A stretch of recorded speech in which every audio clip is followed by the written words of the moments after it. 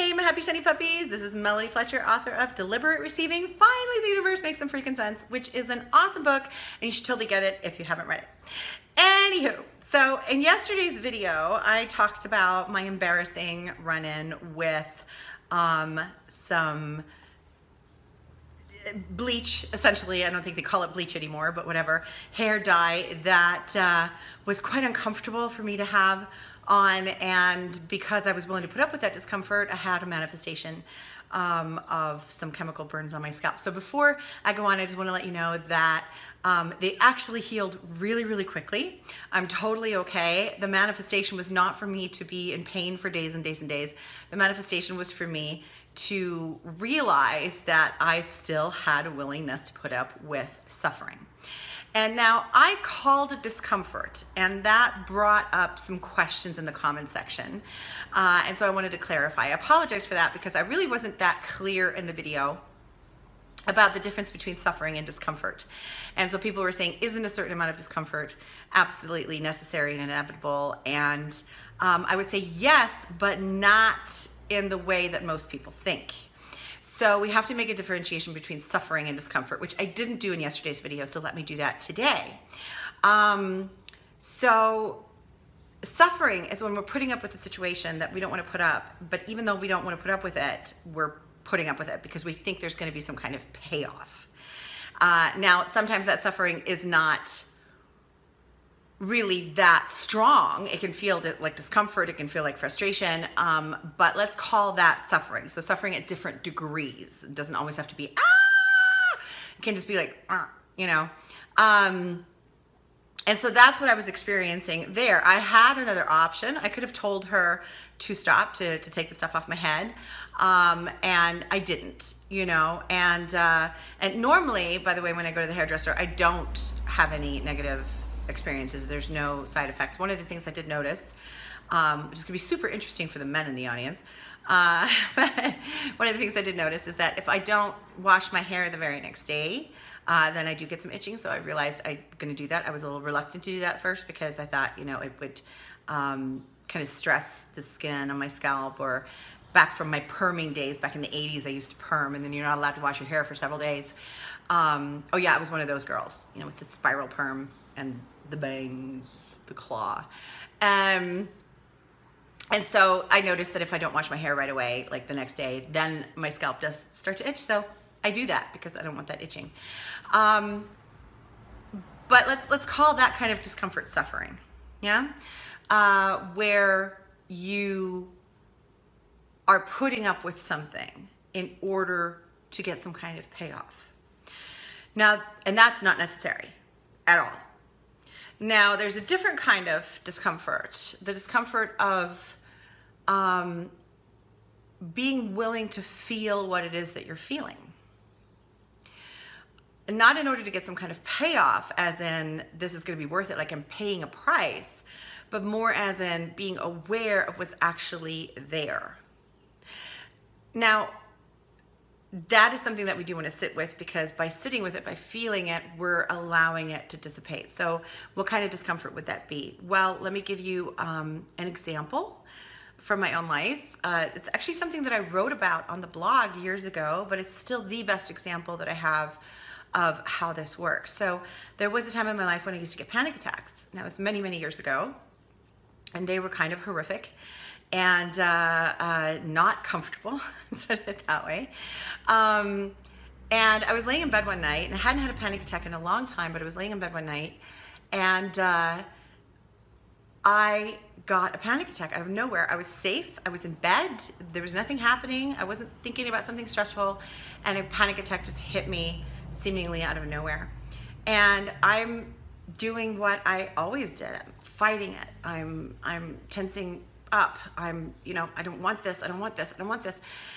And I heard my guides very clearly say, you know, allow yourself to feel the fear, step into the fear.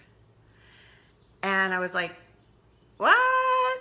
No, no, no, I don't want more fear, I want less fear. I want to run away from this. I don't want to feel this. And basically, I don't know how long it took. It felt like it was hours. I was fighting, and finally I was, you know, I was really tired. I was already in bed. And I just kind of didn't have any fight left in me. And so finally I was like, fine. And it's like I did a 180 and went, okay, come here. Just come at me. Come at me, bro. And I let the fear in, and I sort of embraced it. I just surrendered to it. And within seconds, it was gone. It was gone. So the next night, I'm laying in bed again, and a panic attack hits. This was obviously sort of a teaching tool, yeah? But because of the work that I'd done the night before, I wasn't as afraid of the fear. And so I went ahead and did right away what I'd been taught to do. I didn't fight it, I just surrendered. I relaxed into it, breathed, and just surrendered. I was like, okay, I'm gonna feel this. And within seconds, it was gone. And that was the last time I ever had a panic attack. And I already understood at this point quite a bit about energy, not like I do now, but it was sort of in the beginning stages. And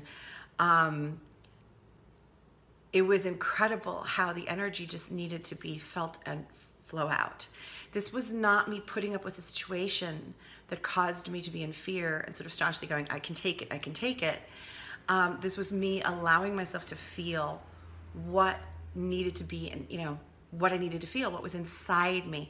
And so one of these is an inside out process and the other was an outside in process. And if you're putting up with suffering from the outside in, that's a powerless position. I have to put up with this in order to get something because I'm not powerful enough to create this on my own.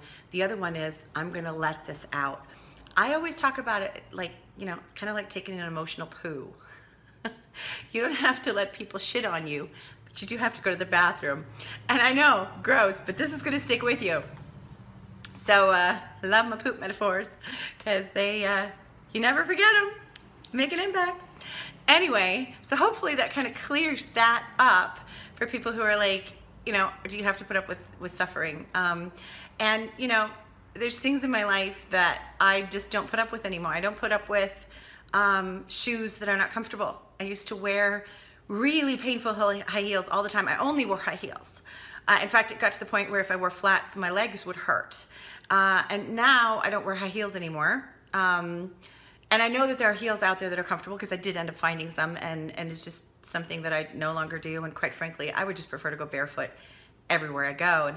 And a few years ago, I did a live event in New York City, and I bought these. I was wearing this gorgeous dress, and so I decided that the dress, deserved heels, like beautiful heels. So I went and bought a pair of beautiful heels, and but I knew, like, they were okay, but I knew that they would be okay for like 20 minutes, and so I walk out on stage, and I thought, well, I'll just, when they start to get uncomfortable, I'll take them off.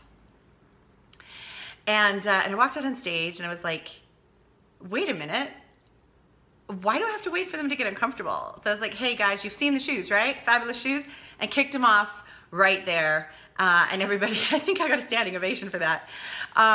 Because I'm like, I'm not gonna wait for these to get uncomfortable. The point of it was like, look, the dress deserves shoes. You've seen the shoes, and now I'm gonna be barefoot the rest of the time. And I was. I have a very hard time not being barefoot when I'm channeling energy anyway. I just can't stand to have anything on my feet. So that's the most comfortable for me to be.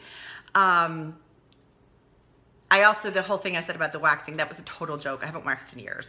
There are alternative methods that are not painful.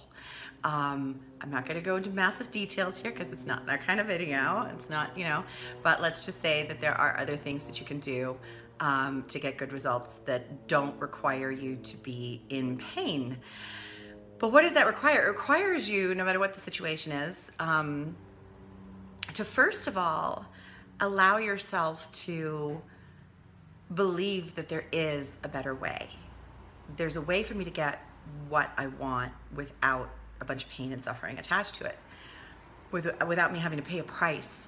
And then take it a little further, and it's not just possible that there's a way, it's possible that there's a way for me. And you want to open yourself up to that. It is possible to look beautiful without wearing high heels. If I don't really want to wear high heels, then I don't have to. And it doesn't mean that I can't look sexy and gorgeous, because maybe that's what I wanted to wear the heels for. It is possible to have the hair color that I want without birdie scalp. You know, it is possible for me to get what I want without having to pay a price. And it's possible for you as well. You just have to give yourself permission to open up to that possibility. Bring that option in. Even if you don't know what that option is yet, allow yourself to believe that there is such an option, that you absolutely can get what you want in some easy way. And then as you open up to that, there may be some uncomfortable feelings that come up, and this is the discomfort that you do want to allow, that you do want to sit with. So hopefully I've explained the difference. Let me know in the comments. And once again, I want to hear, you know, what are you maybe still putting up with that you don't want to put up with? Or how has what I've explained here helped you? What aha moment came out of it? What's the most valuable thing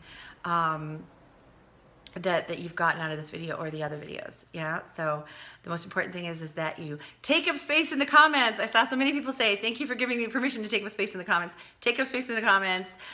You deserve to be there, and I definitely want to hear from you. Okay, so until tomorrow, thank you for bringing your light to the world. And happy swishy puppy hugs. Okay.